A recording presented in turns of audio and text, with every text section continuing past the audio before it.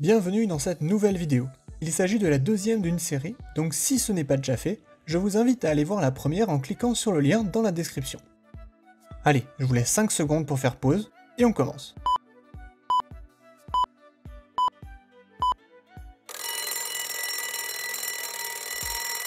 Il est temps pour Alice d'offrir son cadeau d'anniversaire à Bob.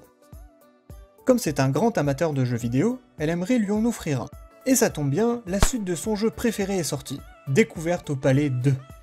Plutôt que de s'embêter à aller en magasin pour acheter un boîtier et le lui poster, Alice décide de lui offrir la version dématérialisée, sous la forme d'un code d'activation à usage unique.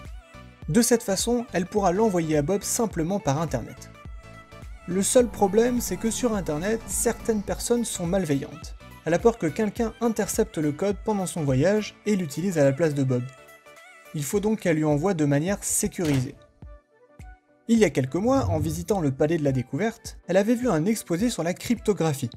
Ce domaine de l'informatique se concentre sur les manières de chiffrer un message, c'est-à-dire d'altérer sa forme pour protéger son contenu. Elle avait appris que les systèmes cryptographiques doivent garantir 3 choses. La confidentialité, seules les personnes autorisées ont accès au contenu.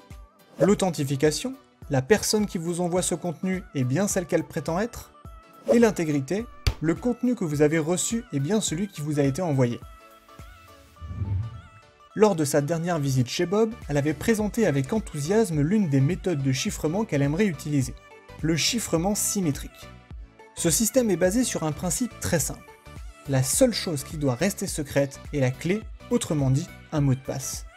Cette clé sert à 2 choses, le chiffrement d'un contenu et son déchiffrement. Chiffrer, ça consiste à utiliser un algorithme qui va mélanger la clé avec l'information à protéger pour la rendre illisible. Déchiffrer, c'est le contraire.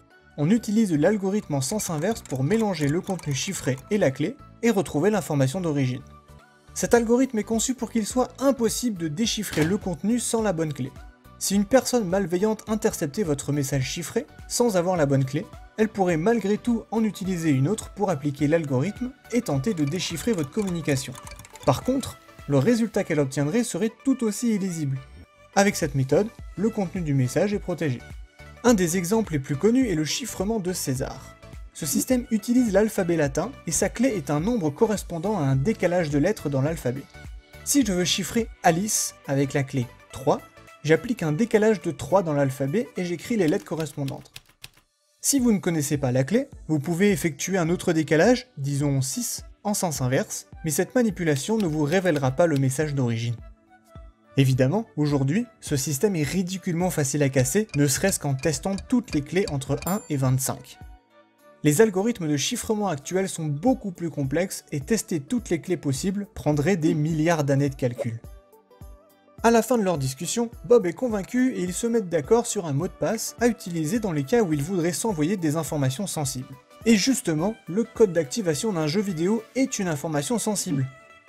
Elle prépare donc le message contenant la clé du jeu et applique l'algorithme de chiffrement avec le mot de passe choisi avec Bob.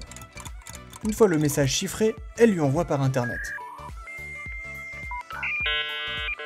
Quand le message arrive chez Bob, il peut déchiffrer le code d'activation de son cadeau d'anniversaire. Mission accomplie. Alice a reçu la confirmation que Bob a bien téléchargé le jeu.